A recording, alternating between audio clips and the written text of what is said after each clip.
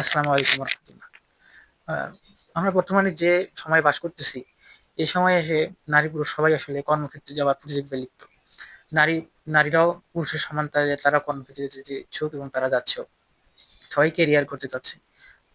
Career বলতে আসলে career সবাই করতে পারে না।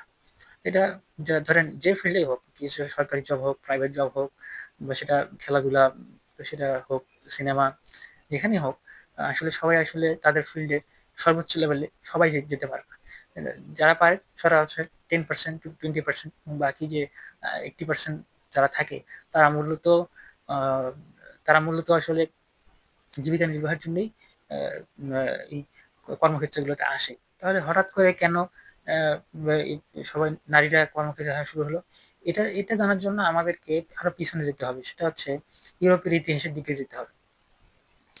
আহ, ইউরোপ একটা সময় ধর্মভিত্তিক, মানে গেছিল, যেখানে ধর্ম কর্তৃত্ব ছিল, পুরুষদের কর্তৃত্ব ছিল। তারা ধর্ম মেনেই যা জীবন চালাতো এবং আখিরাতকে প্রাধান্য দিত। যার ফলে তো একসময় সেখানকার ধর্মগুরু যারা আছে, অর্থাৎ ধর্মের দ্বারা তারা নিষ্পেষণের শিকার হচ্ছিল। এই ইতিহাস আপনারা পড়ে নেবেন, ইউরোপের ইতিহাস। আমি এটা ইউরোপের ইতিহাস বলার জন্য এই ভিডিও নয়। তো যার ফলে একটা সময় গিয়ে তারা ধর্ম থেকে বের হয়ে আসে, ধর্ম অত্যাচার থেকে বের হয়ে আসে এবং তারা বস্তুবাদের দিকে ধাবিত হয়। এবং ওই বস্তুবাদের দিকে ধাবিত হওয়ার ক্ষেত্রে তারা নানান রকমের মতবাদ তারা উৎপাদন করা শুরু করে।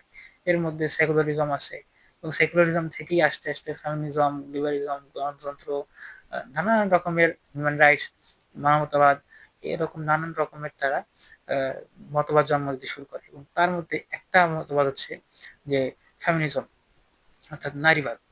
এই নারীবাদের ঢেউ সে পশ্চিমা জগৎ থেকে আস্তে আস্তে পুরো সমগ্র দুনিয়ায় আহ, এটা ছড়িয়ে গেছে। সেটা হোক আমাদের মতো থার্ড ওয়ার্ল্ডের কোনো আহ, দেশ, হোক সেটা আফ্রিকার কোনো দেশ, হোক সেটা জাপান বা চীন, যেখানেই হোক, তারা আহ, নারীবাদ ছড়ার পিছনে আরেকটা বড় কারণ হচ্ছে যে ক্যাপিটালিজম। যে যখন ধরেন যে আপনার একটা কারখানায় 50 জন লোক কাজ করে, সেখানে যদি আপনি আরো 50 জন লোককে নিয়ে কাজ করাতে পারেন, তাহলে আপনার উৎপাদন বেশি, উৎপাদন বেশি মানে আপনার বিক্রি বেশি, বিক্রি বেশি মানে আপনার লাভ বেশি। এই জন্য আহ, যে যে ক্যাপিটালিস্ট যে দুনিয়া বর্তমান আছে, যে যে অর্থনীতি, যে পুঁজিবাদী যে দুনিয়া আমরা আছি, তারা মূলত চাচ্ছে যে নারীরাও তাদের কর্মক্ষেত্রে আসুক এবং তাদের লাভ বেশি থেকে আর বেশি লাভ হোক। তো এই কারণেও নারীবাদের আহ, যত রকমের প্রচার প্রচারণা আছে, সবগুলো কিন্তু এই একটা কারণেই চালানো হচ্ছে। এর আরো আরো বেশ কিছু কারণ আছে, তার মধ্যে এই কারণটাকে অন্যতম। এই নারীবাদকে প্রমোট করার জন্য একটা একটা কথা খুব ভালোভাবে প্রচার করা হচ্ছে, সেটা হচ্ছে যে নারী পুরুষ সমান। আসলে এটা একটা ভুয়া কথা, যে নারী পুরুষ কখনোই সমান না। নারী পুরুষ আহ, আসলে আল্লাহ সমানকে সৃষ্টি করেনি। তা এক একজনকে এক এক বৈশিষ্ট্য দিয়েছে। এটা যদি সবাই সমান হতো, তাহলে আসলে আহ, পৃথিবী আসলে টিকতো না, আসলে ভারসাম্য ঠিক থাকতো না। এই জন্য আপনারা যদি জানতে চান, এই বিষয়ে ডিটেলস জানতে চান, তাহলে আপনারা, আমি রিকমেন্ড করবো যে হচ্ছে আহ, হোসেন শাকিল ভাই একটা বই অনুবাদ করছেন, ব্রেইন সেক্স নামে। আপনারা এই বইটা পড়তে পারেন। এবার আসি সন্তান প্রতিপালন বিষয়ে।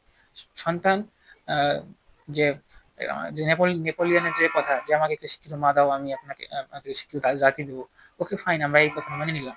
কিন্তু যে কর্পোরেট জগতে যে জব হোল্ডার যে মা আছে, সে তো বাচ্চা পয়দা করে সে তো সময় দিচ্ছে তার কর্পোরেট, তার কর্মক্ষেত্রে সময় দিচ্ছে। সে তো তার সন্তান প্রতিপালন করছে তার আম, আহ, বাড়িতে, যে পড়ালেখা না জানা, একটা নিচু স্তরের সমাজ থেকে উঠে আসা একজন নারী কর্মী, বা দাদা দাদি নানা নানির কাছে মনে হচ্ছে। তাহলে এখানেও কিন্তু সন্তান প্রতিপালনের ক্ষেত্রে একটা সমস্যা দেখা যাচ্ছে। এবং এটা অনেক বড় একটা ক্ষতি হয়ে যাচ্ছে।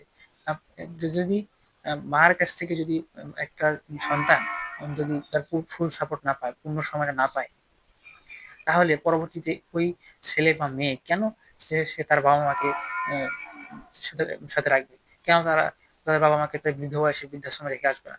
এই বিষয়গুলো আমাদের ভাবা উচিত। এছাড়াও আরো সমস্যা হচ্ছে যে নারীরা কর্মক্ষেত্রে তো যাচ্ছে, যে সেখানে তারা নিরাপদ থাকছে না। তারা আহ, নানান রকমের সেক্সুয়াল হ্যারাসমেন্টের শিকার হচ্ছে, এবং তারা নানান রকমের শারীরিক অসুস্থতায় ভুগতেছে। অনেকে বন্ধ হয়ে যাচ্ছে, এবং শারীরিক স্ট্রেস না নিতে পেরে এ, নিতে পারছে না, যেহেতু পুরুষদের স্ট্রেস নেওয়ার ক্ষমতাটা বেশি, আর নারীদের যেহেতু স্ট্রেস নেওয়ার ওভাবে ক্যাপাবিলিটি নাই, যার ফলে আহ, নারীরা আসলে আহ, নানান রকমের শারীরিক অসুস্থতায় ভুগতেছে। আন্দোলন যেটাকে বলা হয় আর কি, যে হ্যাশট্যাগ দিয়ে যে সব নারী অভিনেতারা এবং অন্যান্য ইয়ারা মুখ খোলা শুরু করলো যে তারা কিভাবে তাদের কেরিয়ার শুরু করার আগে, অর্থাৎ তারা এই যে ইন্ডাস্ট্রি আসার আগে তারা কিভাবে তাদের সতীত্বকে বিসর্জন দিয়েছে, হারিয়েছে, তারা কিভাবে সেক্সুয়াল হ্যারাসমেন্টের শিকার হয়েছে। তো এই বিষয়গুলো তারা মুখ খুলতে শুরু করে। আসলে যতই বলা হোক নারী পুরুষ সমান বা নারীদেরকে কর্মক্ষেত্রে আনা হোক, এগুলো আসলে মেইন কথা না। আসল কথা হচ্ছে নারীকে পণ্য হিসেবে ব্যবহার করা এবং নারীকে কর্মক্ষেত্রে এনে আহ, আহ, নারীদের থেকে তার মধ্যে আরো বেশি বেশি মুনাফা লাভ করা, এটাই হচ্ছে মূলত বর্তমান নারীবাদের। তাই আমি বন্ধুদের বলবো, এবং যারা সিম্প আছে, যে কিছু কিছু ছেলেও যা সিম্প্যাথি চায় না, বিভিন্ন রকমের কথা বলে, তাদেরকে বলবো যে ভাই একটু চিন্তা করেন, আরো পড়াশোনা করেন, আহ, বর্তমান পরিস্থিতি বোঝার চেষ্টা করেন। আল্লাহ যা বিধান দিয়েছেন, আল্লাহ যা যে সমাজ বিধান দিয়েছেন, আপনারা সেটা মানার চেষ্টা করেন। ইনশাল্লাহ এতে সকলেরই ভালো হবে এবং সকলেই সুখে শান্তি থাকতে পারবে। অন্যথায় অন্য কিছু করতে গেলেই সেটা আর ঠিক জায়গায় থাকবে না। আসসালামু আলাইকুম।